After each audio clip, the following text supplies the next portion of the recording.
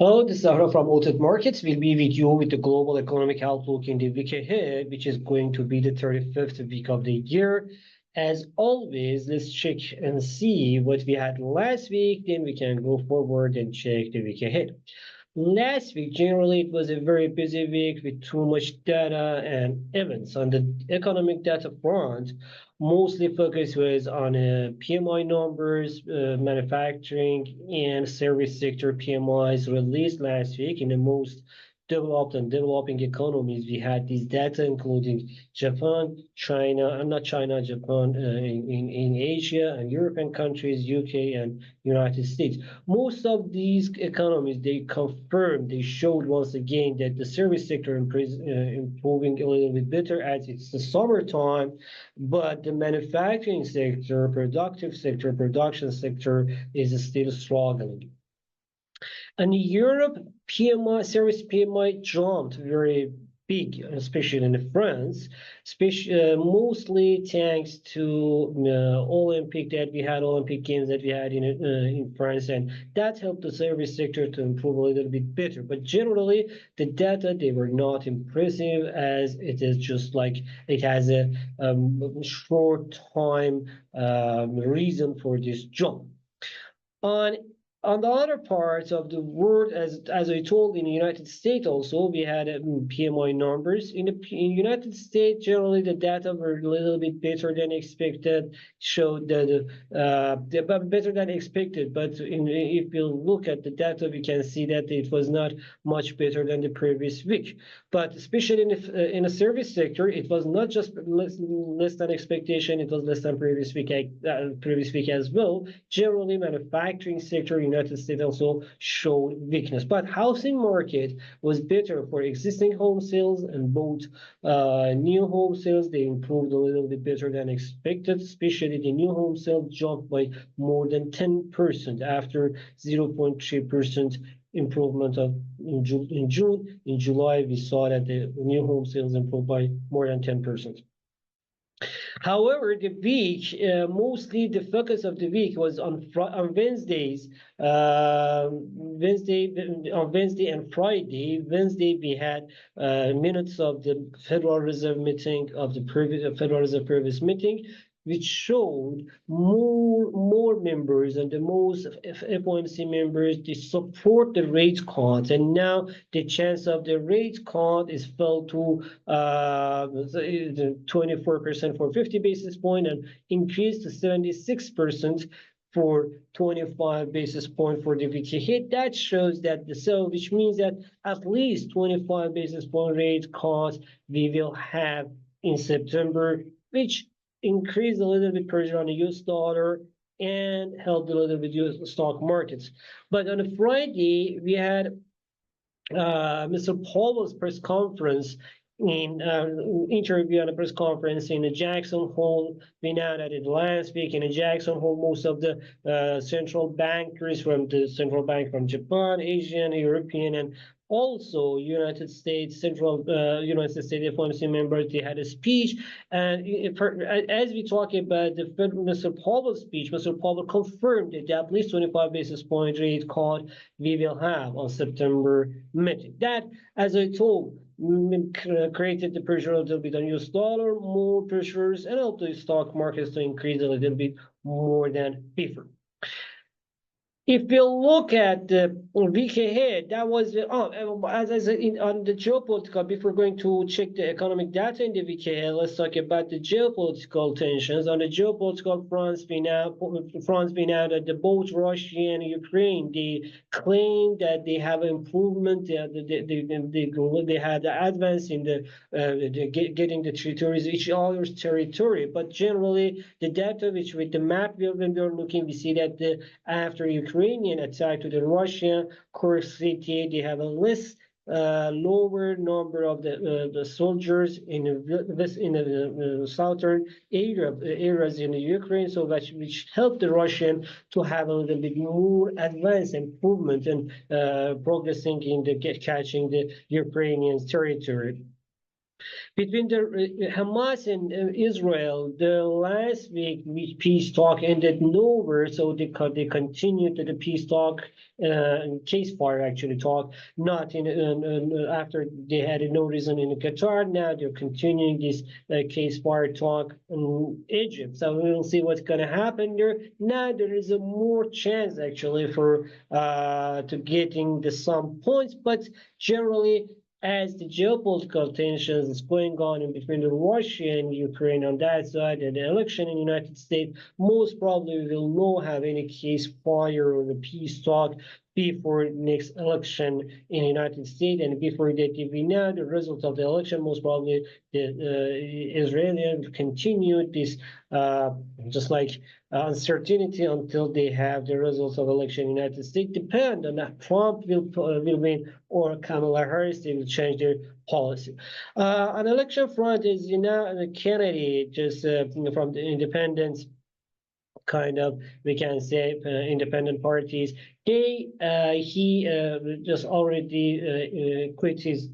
Sorry, he already quit the election race, and now he joined right now to Mr. Trump and endorsed the Trump campaign. Mr. Kennedy had more than about 15% votes, just like before the Kamala Harris. She got in the election, and when the Trump was fighting with Biden. But now after the Kamala Harris elected as a nomination of the Democrats, he lost about 10% of his votes. Now he has around 5%. How many of them they will be able to confirm? I mean, how many of them they can come with with him to support the Mr. Trump's campaign? It's a little bit under question, but generally, a combination of the Kennedy and the Trump says that those talks about the Trump, that he's in a very right side of the right party, and just like a very the corners of it, just like that can somehow soften these talks and they go that okay, the middle. Now we can say that the Trump is the just like comes from the middle part of the middle line of the sort of right parties, and now he is not that much just like kind of scary that the Democrats were talking about him before. Anyway, that can help just like sentimentally at least can help the Trump campaign, especially in his in the debate in September 10, and for their just like them, maybe they have a second debate as well in October, but at least in a September 10 they have the first debate, and that can help the Trump in this debate. On the economic data front, the week ahead, United States will not be such a busy week, but will be a very important week. As on Monday, we will have durable goods orders. We expect to see a little bit progress after the last month more than 6% fall. And then on Tuesday, we will have a CB consumer confidence. We expect to see weaker confidence falling from 100.3 to 100.1, showing a little bit that the uncertainty in the market and the clients and the consumers feel uncertainty and feel less safe before election and before they know what's going on in election or what's going to happen in the election front. And then on Friday, actually, the focus will be on Thursday. We'll have a GDP numbers for the second quarter, but the focus will not be too much on the GDP numbers. I mean, the market will not focus too much on the GDP numbers. We already had this data, and we don't want to see that any big movements, any big changes in the data. So generally, but that's why mostly we will focus on the Fridays. Consumer spending, just like personal income and spending numbers. We expect to see the spending increase a little bit more than expectations by 0.5%, which is going to be the biggest improvement in the last 4 months. But the core inflation for the PCE price index and the core inflation and headline inflation of the PCE spending, personal spending, will be around 0.2% improvement in monthly base, which means that in annual base they will be a little bit softer. But as I told, softer inflation will combine with the 0.5% spending. That can say that the consumers in the United States, you are still ready to spend the money, and that can somehow put more shadow on how the future of the inflation will be in the United States. Until Fridays, with this data, we expect the US dollar to get a little bit more pressure, but on the stock markets, they can be a little bit positive sentiment. But for Friday, since that we have already the doubts in the market, if the Friday's inflation numbers come a little bit more than expectations and show more pressures, bigger numbers, then we can say that, okay, pressure on the stock market can double with the doubts that right now we have on whether the stock markets are either overpriced or not. If we see a little bit bigger numbers in inflation, or just like surprise numbers in inflation, then we can see more pressure on the stock market. But if the inflation can continue further and fall as it's expected, then we can see a little bit better sentiment in the stock market and more pressure on the US dollar index. That what we have on the United States. In Europe will be a little bit, in Europe also will have a light week, mostly on inflation numbers and the GDP numbers and inflation numbers from the European economies and European Eurozone in general. European economies, we're expected to see that inflation in Eurozone, inflation is expected to we don't expect any surprise in inflation numbers. Eurozone inflation expected to a little bit improve, from a little bit fall from 2.6% to generally to 2.3%, the headline inflation, and core inflation from 2.9% to 2.8%. If we see the inflation falling at the same expectation, the same line that we go, it's fine. If not, if it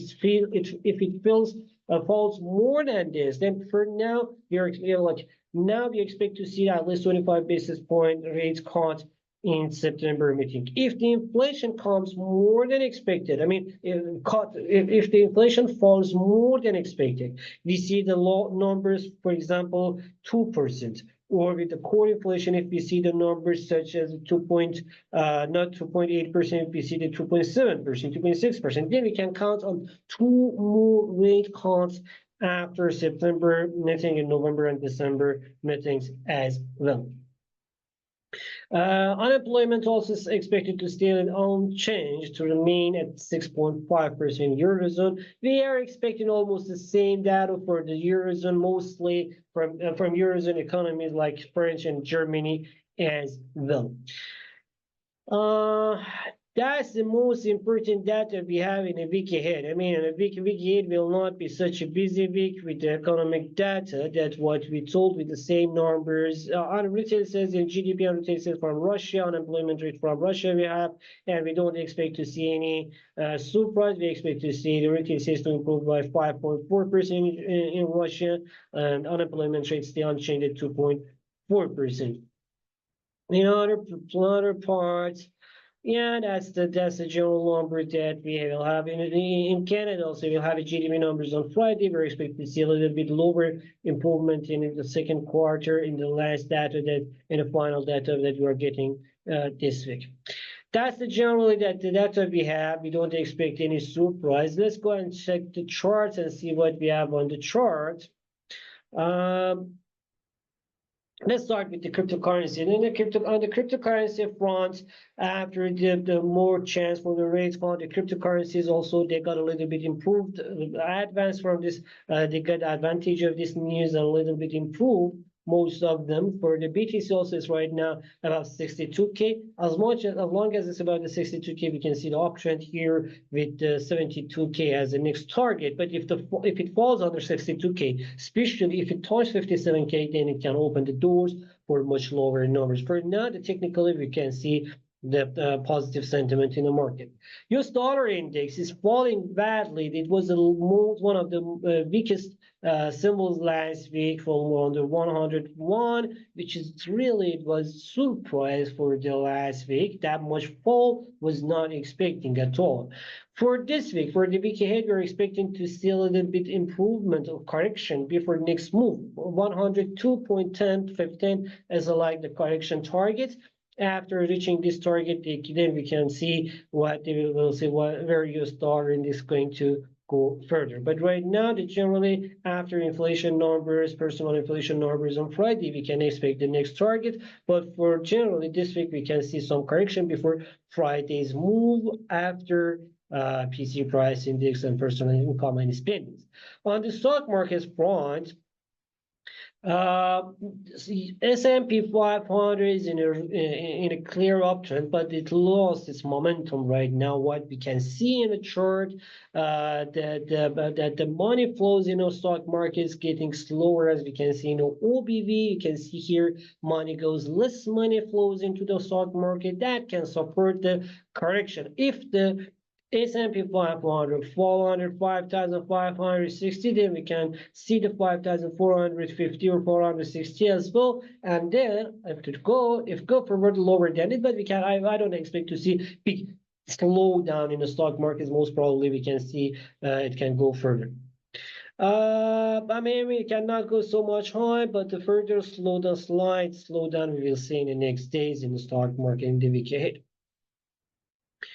Then on the gold front, let's check the chart of the gold. The gold, the doubts on the stock markets on one hand, weaker US dollar index, lower yields, all of them, they help the gold to stay just in this overall uptrend. Technically, the uptrend is to still continue, even if we see some corrections, but still that can be supportive for the gold for now, as long as we have these doubts and overpriced ideas in the stock market that can generally support the gold price for now. On the oil front, on the energy front, we can see that the WTI increased after last week's fall. We know that generally we have the overall ideas of the geopolitical tensions around, while we have a lower demand. On the other hand, we have the OPEC and its allies that you're talking about, the continuing this production cut in the last quarter as well.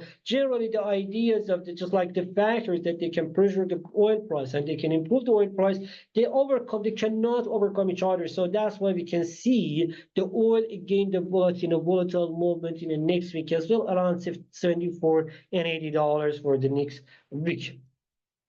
That's generally what we're expecting to see in the markets. If you have any more questions, please don't forget to write down in the comment section. I will try to get back to you as soon as